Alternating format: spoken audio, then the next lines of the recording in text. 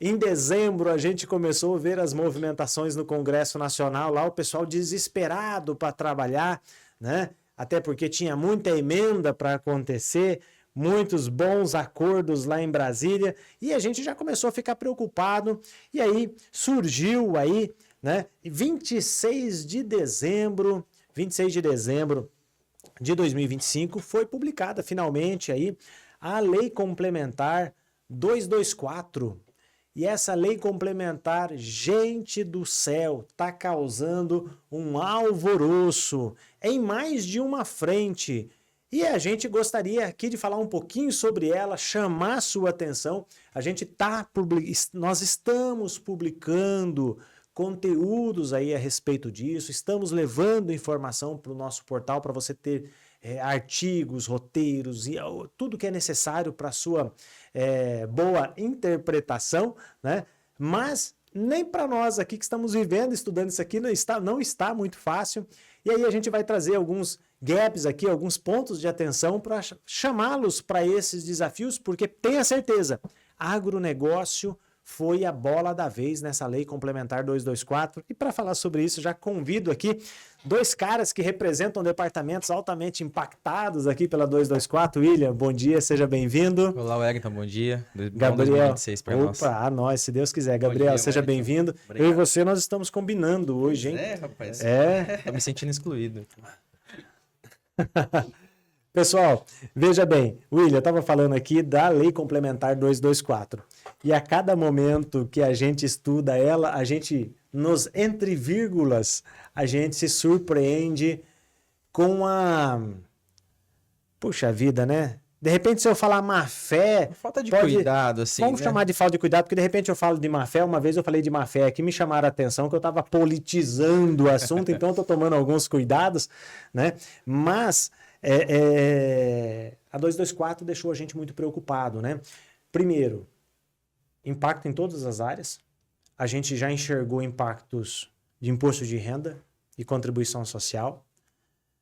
Nós já enxergamos na Previdência. Olha só, não tem ninguém falando de impacto previdenciário da Lei Complementar 224 e atingiu o agronegócio, né? E PIS e COFINS, mais do que nunca, uma porrada. Muita coisa. Que nós levamos e impacto drástico no nosso setor, especialmente, lógico, atingiu todo mundo, mas quem processa e industrializa o produto primário do agro, então, aí a pancada foi maior ainda, né?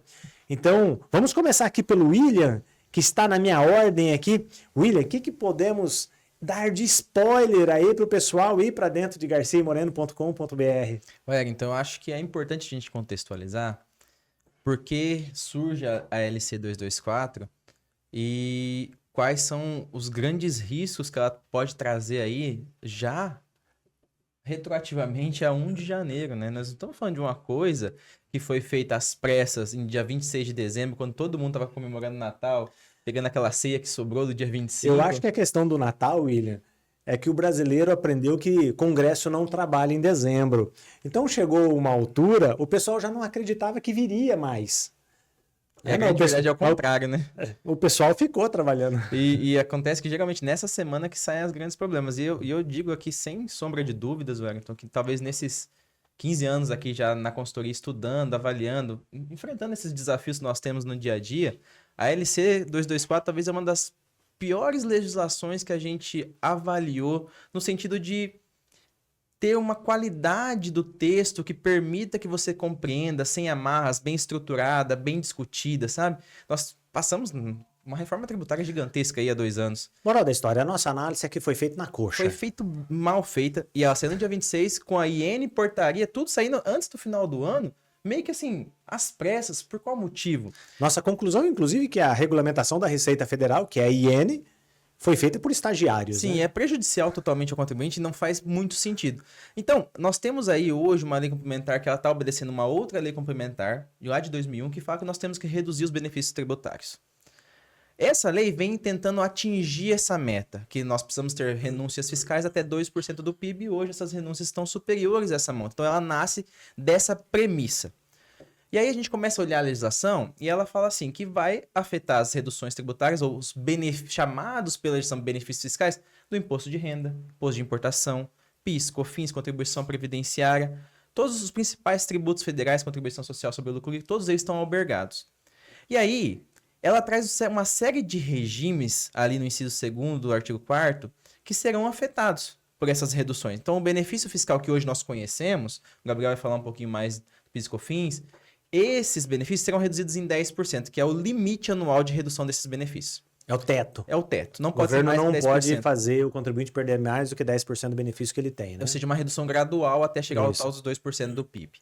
Só que nós temos um outro dispositivo lá que nasce falando que não apenas aqueles regimes especiais serão afetados. Nós temos lá o inciso 1º do artigo 4º que fala que também os benefícios fiscais previstos na lei orçamentária de 2026 serão diretamente impactados por isso, desde que não estejam nas exceções previstas na lei complementar. Então, surge aí uma questão que não está sendo ventilada como deveria ser. E a nossa chamada de atenção é exatamente para isso. Nós não podemos falar somente que o lucro presumido, que é o grande foco, agora foi afetado. Tá todo mundo com o olhar para o lucro presumido, né? Presumido. A gente vê que até na consultoria, as demandas que chegam, preocupação normalmente do pessoal do imposto de renda. O pessoal fala, o lucro presumido foi afetado. Pessoal, o lucro real também foi afetado. Quando a gente olha as renúncias fiscais que está previsto na lei orçamentária, temos diversos benefícios do lucro real que estão citados e não estão nas exceções do anexo 1º da IN 2305. Pelo texto que está na lei complementar, esses benefícios também sofrerão redução de 10% da sua eficácia, do seu poder de contribuição. Nós teremos redução e impacto na base de cálculo do imposto de renda. E aí, Wellington, veja que nós temos um problema imediato, porque as estimativas do imposto de renda começam a ser apuradas já em fevereiro. E para o imposto de renda, nós não precisamos esperar os 90 dias, pelo menos é o que está disposto na lei complementar, por causa da anterioridade. Então, nós estamos falando aí de questões que são dúbias, que não estão bem explicadas, que não estão bem elencadas na legislação e que trazem impacto já para 1º de fevereiro, impacto de arrecadação. Então, pessoal, o que é a grande questão que nós olhamos ali, que nós vemos de problema na lei complementar? É que, se a gente não se atentar agora, se debruçar sobre os pontos que estão sendo modificados, sobre os benefícios fiscais que nós usufruímos, e focar apenas ali, no lucro presumido, nos regimes especiais, nós inevitavelmente podemos ter um risco gigante de estar recolhendo tributos a menos do que seriam devidos. Verdade. Porque nós estaremos usufruindo de benefícios fiscais que não estão explícitos na Lei Complementar 124, não está escrito lá, e que podem ser impactados. Vou te dar um exemplo aqui, assim, de pronto, eu não vou, só um spoiler. Programa de Alimentação do Trabalhador, o PAT. Se a gente ler a lei complementar, em nenhum momento ela cita o PAT. Todavia... Aí quem não tem essa atenção de conhecer a lei orçamentária, que é o trabalho que nós fizemos aí, inclusive de abrir... Formiguinha ali, o trabalho formiguinha realmente de consultoria, de ir lá e abrir a base de informações, quem vai lá e lê não encontra o PAT. Então a pessoa aí só que encontra lucro presumido. Aí ele acha que só o lucro presumido foi alcançado. E aí você percebeu que o PAT, nós já temos a eficácia dele já em fevereiro. Então, quem tem o PAT pode ter uma redução aí de 10% desse benefício do que ele usufrui hoje, que impacta direto no valor do imposto que vai ser recolhido. E lembrando, estimativa são tributos que nós não temos o direito de compensar. A legislação nos veda, é impacto de caixa imediato. Pagamento mesmo. Isso eu estou dando só um exemplo, para mostrar como é grave essa situação e que não está sendo ventilada. E aí, né, nasce todo o arcabouço de discussão jurídica, da forma que a lei foi feita, porque na portaria editada pelo Ministério da Fazenda, ela determina o seguinte, tem um parágrafo lá no meio, no parágrafo 5º do artigo 1º ou 2º, que ele fala assim, cumprirá a Receita Federal do Brasil explicar, detalhar e demonstrar cada redução de benefício tributário. Então, a Receita Federal tinha que vir explicando isso. Olha, não é só o lucro presumido.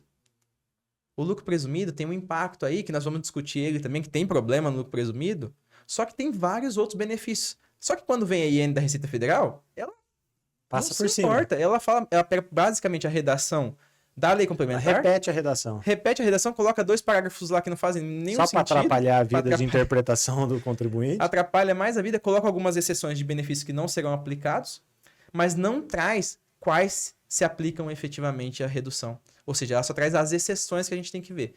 Mas para quem Quem é cliente da Garcia Moreno, nós vamos fazer esse trabalho, lógico, nós já estamos fazendo, elaborando esse material, tomando todo o cuidado, até por isso não está publicado ainda, porque a gente está tomando todos os cuidados necessários, que é uma lei muito importante, o impacto é significativo. E a análise orçamentária é muito complexa, né, William?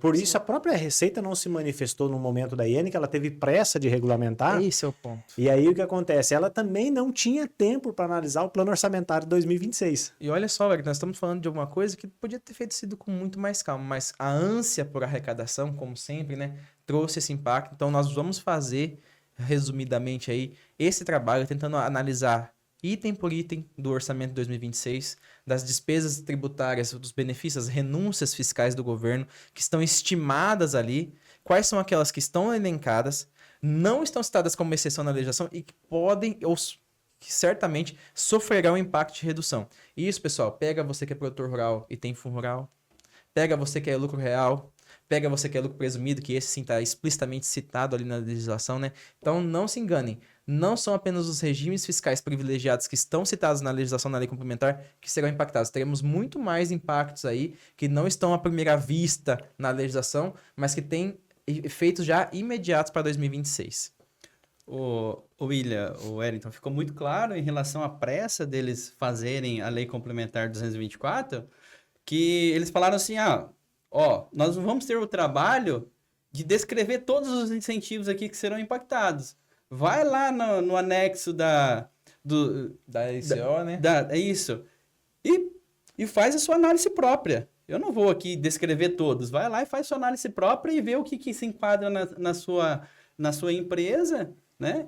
E na verdade, vamos dizer assim, o foco, todo o objetivo do contribuinte está sendo só apenas naqueles que estão descritos diretamente na Lei Complementar 224. Quando a gente parte para as contribuições para o PIS e para o COFINS, a gente analisar a Lei 224, ficou muito claro que foi muito voltado para o agro.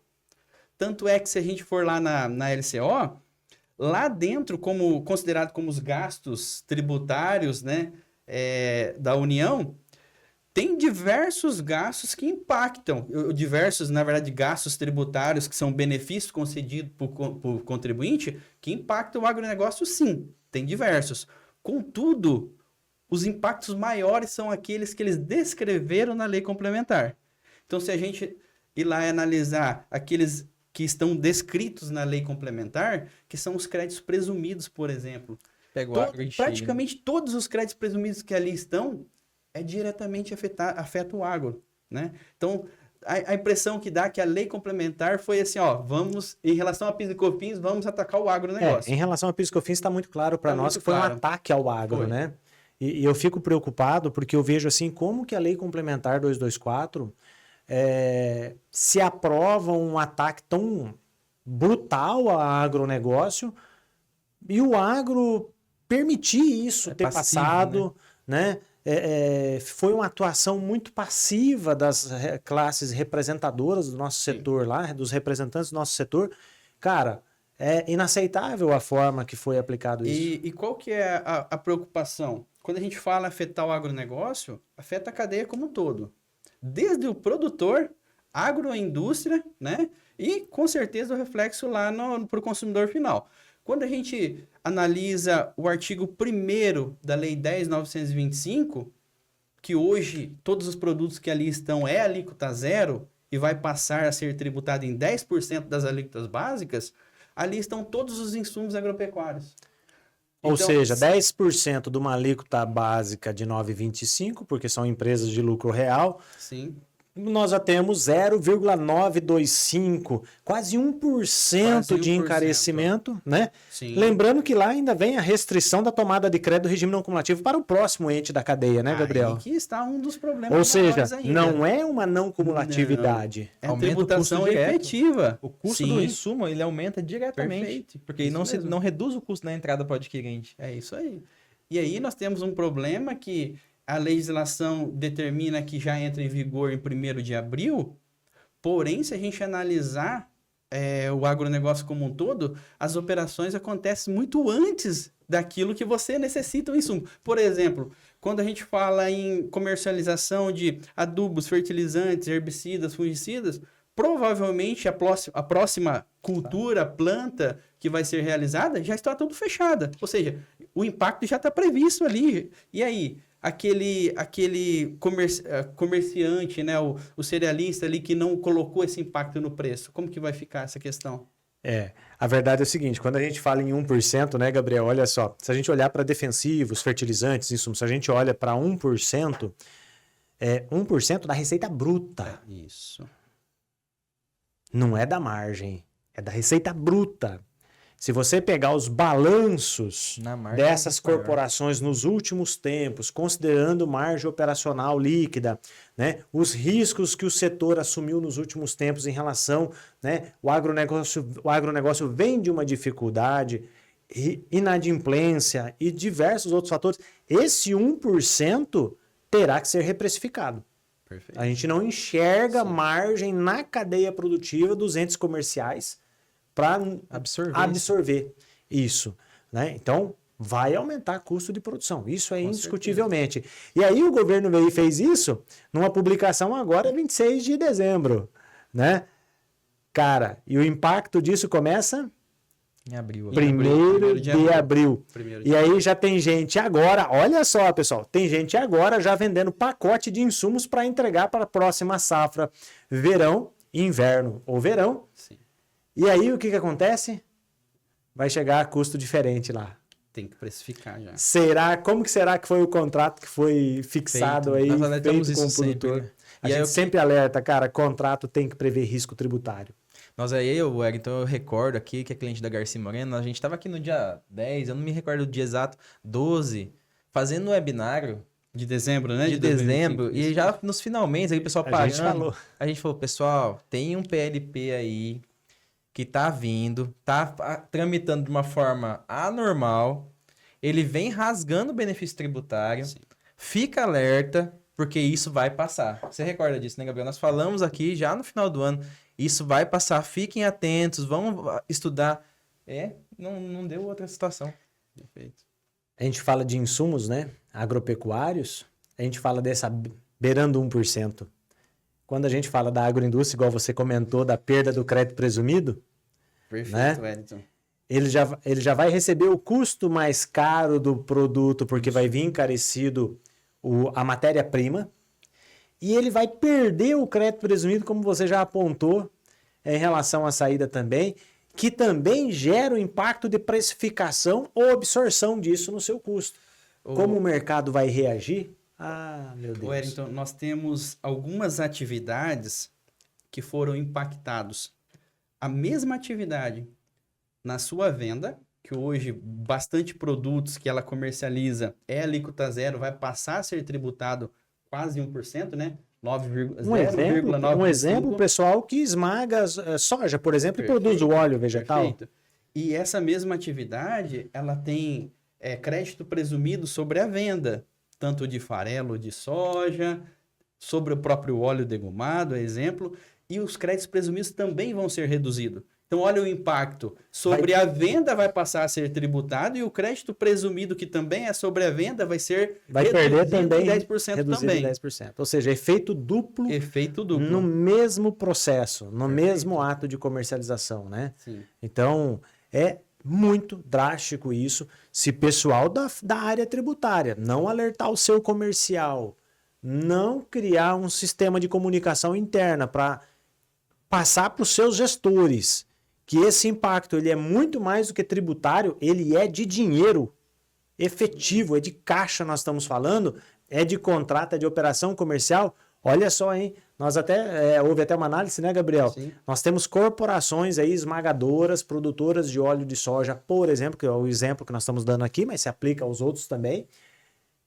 que se não reprecificar o produto, não possui nos seus balanços margens, William, para suportar o recebimento desse custo. Aí você imagina, adicional. nós temos um planejamento, um orçamento já realizado no final do ano anterior, que no dia 26 sofre um impacto direto, com contratos já fechados, às vezes insumos já adquiridos, estocagem, estratégia definida, e agora será necessário revisitar. E, né, se você não se atentou a isso ainda, é urgente que tome as decisões, verifique, vai ter que renegociar aí com muita gente para analisar o impacto direto, porque como você falou, né, Wellington? Para não chegar lá no final do ano e ter uma surpresa. A hora que apresentar os primeiros balancetes ali para a administração e começar a vir com resultados que não estavam esperados, qual vai ser a justificativa? Por que não avisaram sobre esses impactos diretos? Exatamente. Ô, Wellington, sobre a nossa análise, em que existe corporação, existe atividades que não têm margem líquida para suportar apenas os créditos, os incentivos que foram cerceados em relação ao PIS e a COFINS. Aí você colocar imposto de renda que também foi impactado, pode ser que seja impactado também na parte previdenciária, talvez até mesmo no IPI. Então, o impacto é um pouquinho mais embaixo daquela análise que nós fizemos ainda. É verdade, é verdade. Então, pessoal, olha só, tudo isso tem infraestrutura de inteligência disponível aqui na Garcia Moreno, através dos nossos conteúdos, produções, alertas, mas principalmente através dos nossos debates aqui, que a gente participa ativamente no dia a dia aqui, dessas conversas com você. Traga a sua situação, vocês precisam olhar para esse cenário da 224 com muito carinho, muito carinho. É hora agora. Daqui a pouco vai ser tarde. Ué, então acho que não dá tempo, claro, né? A gente pretende até fazer um evento aqui específico da 224 para quem é nosso cliente. A gente vai debater e aí vai apresentar ali na prática quais são esses efeitos, né? Para que o pessoal entenda números, né? Olha, pessoal, aqui impactou. Exemplo, por exemplo, nós vamos fazer esse evento. Só que eu gostaria, antes da gente encerrar, porque também não dá tempo de pegar e ficar aqui no podcast, a gente vai ficar o dia todo falando dela. Mas eu gostaria de deixar um último recadinho sobre a lei complementar, sobre o lucro presumido. Nós temos ali questões, da questão principalmente da limitação dos 5 milhões que foi determinado pela lei complementar, que elas são dúbias. Nós temos problemas ali naquela interpretação da legislação, especialmente por causa da regulamentação trazida pela Receita Federal do Brasil, que tem dispositivos ali que não constam da lei complementar e impõem um aumento de carga tributária antecipado ao contribuinte. Nós estamos aguardando aí alguns esclarecimentos do fisco acerca disso.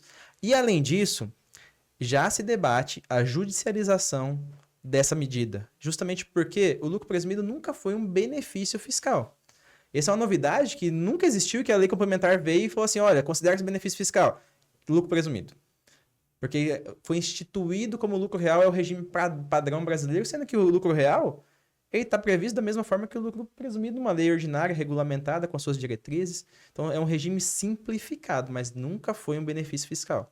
Então, até nosso setor jurídico está avaliando, porque para ver a viabilidade dessa medida, porque entende-se que tão pouco lucro presumido seria um benefício fiscal, então se ele não fosse, não poderia estar albergado por essa oneração da Lei Complementar 224 de 2025 aí. Então, outro debate. Então, já, além dos debates que nós estamos falando aqui de apuração, de esfera administrativa, de como vai ser a regulamentação que está pendente do fisco, ainda já nasce as vertentes aí de judicialização do contencioso sobre a matéria. Maravilha. É isso daí, pessoal. Não vai faltar assunto. Começou como eu disse, o ano começou quente e, obviamente, conte conosco. Garcia Moreno está à sua disposição, todo o nosso time de profissionais aqui dedicados a essas novidades aí e para ajudar vocês a encontrarem melhor caminho. Inclusive, como mencionado pelo William, nós temos um jurídico também, estamos avaliando aí as possíveis medidas para também tentar conter ou estabelecer um limite para essa arrogância do fisco. Estamos avaliando e nos próximos dias também falaremos a respeito, tá bom? Ô, Wellington, aproveitar um momento aqui que eu acho que a gente fechou a casinha agora da Lei Complementar 224 e citar também e deixar alerta para os nossos amigos que nos acompanham em relação à DIRB, que no final do ano de 2025, ali em dezembro, também teve novos incentivos obrigados a ser transmitidos através da DIRB. E esses incentivos eles vão passar a ser obrigados a ser transmitidos agora na competência de janeiro. Lembrando que a transmissão da DIRB da competência de janeiro é até o 20º dia útil do segundo mês subsequente. Então, para aqueles que estão agora em janeiro já, se atentar, ponto de atenção, aí né? já levantando as informações, porque eles vão ter que ser informadas na DIRB. Muito bem lembrado, Gabriel. Nós temos atualização de benefícios do imposto de renda que não constavam. Nós publicamos o material em dezembro, já alertando quais benefícios do imposto de renda também foram inseridos na DIRB. Aliás, sobre a DIRB é muito importante falar, pessoal, o seguinte, tomar muito cuidado porque às vezes o profissional que está responsável por fazer a DIRB, muitas vezes em algumas corporações, são profissionais da escrita fiscal de PIS e COFINS. E falta, muitas vezes, a comunicação interna dentro da empresa para ele olhar o rol, porque acostuma com os seus incentivos de PIS e COFINS, e falta, às vezes, conversar com o time de imposto de renda, por exemplo, Previdência, IPI, para identificar, afinal, qual é essa relação e distribuir internamente o que cada um deve fazer para que a informação chegue dentro da DIRB. Senão, a sua DIRB também pode estar sendo feita equivocadamente, com a ausência de informações que estão descritas lá na lista, né? Nós tínhamos 87, né, até dezembro. Nossa, nós estamos agora em quase 200. Quase 200, muitos né? incentivos. A gente lembra que quando lançou a DIRB, a Receita na época já anunciou que passaria um pouco de 200. Então, logo mais à frente vem outras atualizações e é assim que funciona, né? Gabriel, boa consideração. William, para a gente finalizar, nós temos 2 aspectos aqui. Declaração de opção de regime especial de atualização patrimonial. Isso. O DIAP. Isso, nós tivemos ali no dia 2 de janeiro, já agora no começo do ano, a disponibilização dentro do ECAC da DIAP, que basicamente é a declaração de quem quer optar pelo REARP. São algumas siglas aqui, né? Mas o REARP é o regime que foi instaurado pelo fisco no ano anterior, pelo governo federal no ano anterior, para quem deseja atualizar os seus ativos imobilizados e pagar um percentual menor de imposto de renda, seja pessoa física. Atualizar valores, reconhecer ativos, né? Isso, então... Se você tem esse desejo aí de atualizar, se você quer saber se é benéfico, já está disponível a declaração, que tem que ser transmitida agora até 19 de fevereiro de 2026, então o prazo é curto. E se você não sabe do que nós estamos falando, vai lá no nosso portal que tem um artigo sobre o REARP, explicando se é vantajoso, qual que é a tributação, o que você troca pelo quê, né? Porque você vai antecipar um imposto. Há contrapartidas. Mas O talvez governo não dá nada para ninguém. Então lá tem as regras, só alertando que já está disponível a DIAP aí para fazer a opção para aqueles que acharem que é vantajoso. E se você não conhece, nos chame na consultoria que nós vamos explicar para você como que funciona esse regime especial aí. E MAED? MAED indevida no envio da DCTF Web. Eu estava tão preocupado com a Lei Complementar 224 que aplicou multa para quem transmitiu declaração no prazo. Então, o pessoal que transmitiu a DCTF Web no dia 31 de dezembro de 2025, lá no último dia do ano, que era o último dia efetivamente, que não é um feriado, é um dia útil, né, para a transmissão de declaração, teve a surpresa ali de receber uma MAED, uma multa aplicada automaticamente na sua conta corrente. E aqui chegamos aqui na consultoria nessa semana, né? E o pessoal, nós estamos com multa. E a grande verdade é que o fisco reconheceu que foi um erro de processamento e soltou o ADE Corat, número 1 de 2026, alertando que essas multas serão canceladas. Então, se você recebeu aí, se você pagou, você vai poder pedir restituição. Se você não pagou, fique tranquilo que vai ser baixado da sua conta corrente, vai ser cancelada essa MAED que foi gerada pela DCTF Web, competência de novembro, né? Que era entregue ali até 31/12. Maravilha.